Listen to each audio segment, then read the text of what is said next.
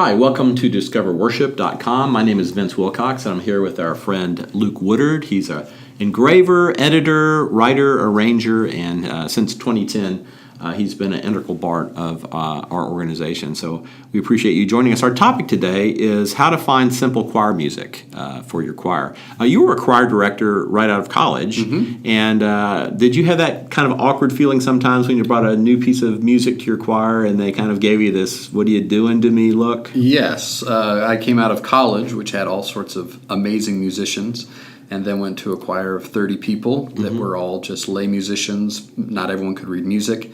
And I brought things that I thought, well, that demo recording sounded fantastic. I would love for the choir to sing this. And then you put it in front of them, and immediately, as you start going through the parts, you realize this is beyond their grasp. And I wasn't able to pinpoint exactly what was it about this. I would play them the recording and say, just do that. But somehow it doesn't translate because they're not session singers and they're not able to just do it in a studio. We're doing it in the real world. So I did grapple with putting things that were too difficult because I had high aspirations and I wanted the choir to reach, and I didn't understand the things that would be difficult for them as just lay people in an amateur choir. So now, all these years later, I mean, you're actually a choir member at Christ Presbyterian Church here in Nashville. So you sing in the choir, you occasionally arrange for the choir, you rehearse the choir, and you get to conduct the times that maybe it's your composition. So what kind of suggestions do you have for a choir director about how to find the simple music, how to find the right music for their choir? I would say the components, there would be three areas where you can physically look at the music. Okay. So you probably, usually you kind of listen, in this day and age, we usually listen to a song to choose it before we just open a book and decide a song. We listen to the song to decide if this is the style that fits our choir, if this is the kind of thing we need, a song like this.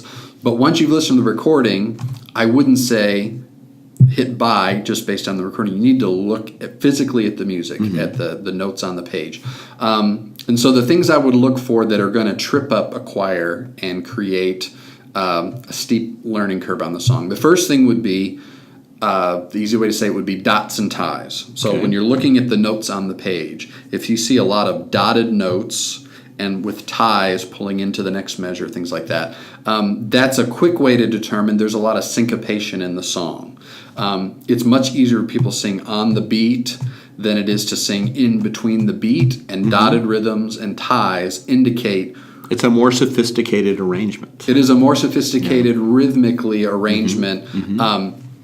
So what you want, that's just one of the things that's immediately going to be something you got to spend time on. Doesn't mean you should avoid it. You don't have to avoid it altogether. But if you see a lot of that, you need to be aware rhythmically, this is going to be a song where people are going to be practicing the rhythms to get that down before you ever start singing the notes. So physically look at the page and thumb through it. If you see lots of dots and ties, be aware. That's going to be a challenge. So you want to look for something that has lots of quarter notes, half notes, whole notes. The more of that there is, the simpler the song is going to be for your people to learn. Now, if you do see some dots and ties, what you would want to look for is that it's the same rhythmic phrase that repeats. Like every time you see dots and ties, it's an identical rhythm repeated over and over. Then you're in territory of, okay, once we get that rhythm down once, they can repeat it. Right. But if you have dots and ties and it's a different phrase, different rhythm every time, that's going to be a challenge for your choir to get those rhythms before they even start singing the notes. So glance through, look for dots and ties. If you see more quarter notes and half notes, this is a song that's going to be easier rhythmically for your choir. The second thing would be the line and the range. And what I mean by line is to then go back from the beginning and just follow one part, the soprano part. And with line, you want to see a lot of stepwise motion, not a lot of huge leaps, especially not a huge leap into an accidental or something that's just going to be difficult to sing. You as the choir director, if you're the most musically competent person there, you should be able to hum through that part without much difficulty. It should be a singable line, and at the same time pay attention to the range. If I'm looking at the soprano range, does it sit comfortably for sopranos, or does it sit really high all the time, or have lots of high notes or lots of low notes? So look at the range and the line to make sure it's stepwise. Then, sopranos are often singing the melody, so that's a little more obvious. Do the same thing with the other parts. Watch the alto line, the tenor line, and the bass line. And the songs that are easier to sing musically for your choir is when it's not just the soprano who has a nice melodic line. The alto and the tenors and the basses should have lines that kind of have a nice, of their own little melody that's sitting against with motion against the melody. Their own harmony line works as its own melody. That means that the choir, when they're singing their own parts, they can sing that line with its own musicality. Right. And that will make it easier for them to find their part and sing it, if it doesn't have weird jumps. Now, alto and tenor parts, they're often going to have a whole line where they might just sing the same note. That's going to happen a little more frequently with those parts. But on the whole, as you watch it, it needs to move like a melody without great jumps and they need to be stepwise and you should be able to hum it. I mean, that makes sense because I sing bass, and so I can go back to these old hymns, and I can sing the bass line as if it's its own melody. Yes. And so that's what you're saying there. Now, the basses do have an exception. There's some wonderful bass line in hymns, Holy, Holy, Holy, or Crown of Many Crowns, where the bass line is almost its own melody and just as important as melody. But basses are an exception in that the leaps that basses will do, they will jump a fourth and a fifth and a whole octave. So compared to the alto and tenor and even the soprano, where you're watching to make sure there's not too many leaps, bass part is an exception. They're used to singing kind of those big leaps. So you don't have to, the leaping in their line is more acceptable because they're usually leaping to the root of the chord, and it's a strong motion for basses. So line and range is a little different for them. But again, you still need to watch to make sure the basses aren't being required to sing too high or too low the entire time. So watching each part for the line and range is the next thing after rhythms that will make okay, this is a song that's the parts are singable and accessible, and they'll sing them well. And then the third thing is actually the easiest one to kind of look at the page and notice. The musical terms would be homophony versus polyphony. Okay. So are you speaking in tongues? Right. Sorry, I'm not a music major, so that would be... So homophony would be polyphony. We kind of are used to that word a little more, where things like in an orchestra where everyone has a separate line that's moving, coming in and out and weaving. So homophony would be the opposite of that. Okay. So if it's homophonic, kind of like a hymn where we sing together, we come into each phrase together, we breathe together, we end together.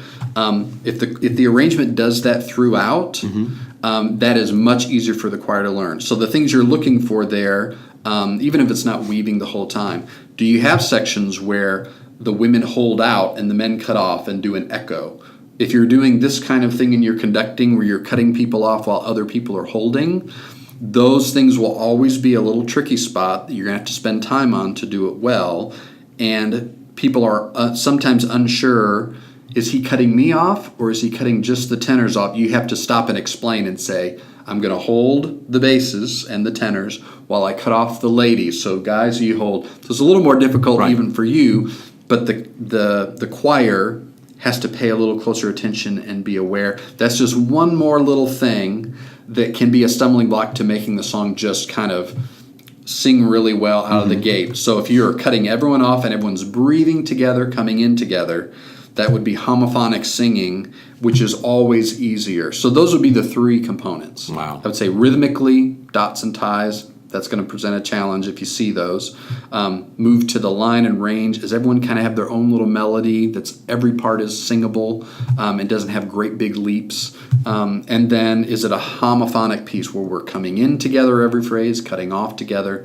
I think those are the three most important things that you can quickly look at a piece and then know, okay, this is one I'm going to put in front of people, and we'll kind of immediately be able to start singing this without spending a lot of time clapping out rhythms or explaining how the arrangement works where someone's coming in at different times.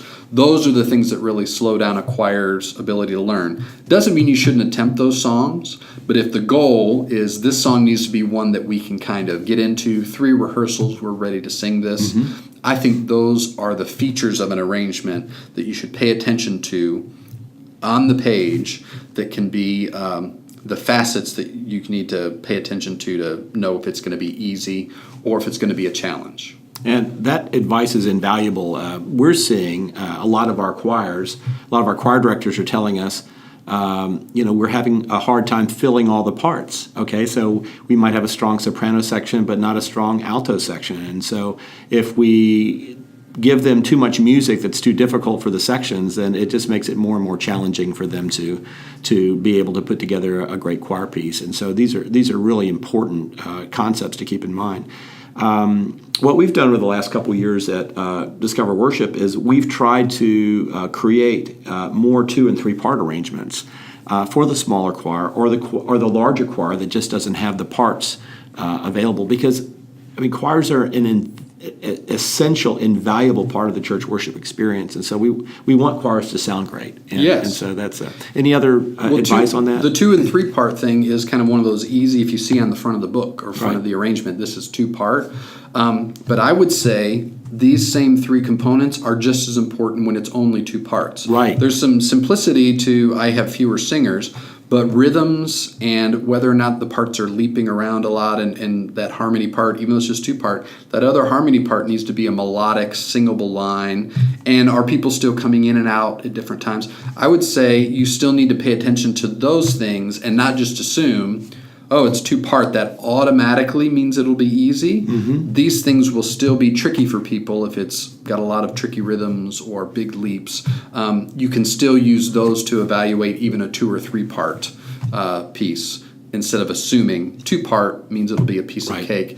May not always be true. Because I've actually looked in our catalog, we have some 3-part pieces that are pretty difficult. Yes. And so, as well as some that are very, very accessible. So thanks for your great observations here. And for more information about great accessible church music, we invite you to check out discoverworship.com. Thanks.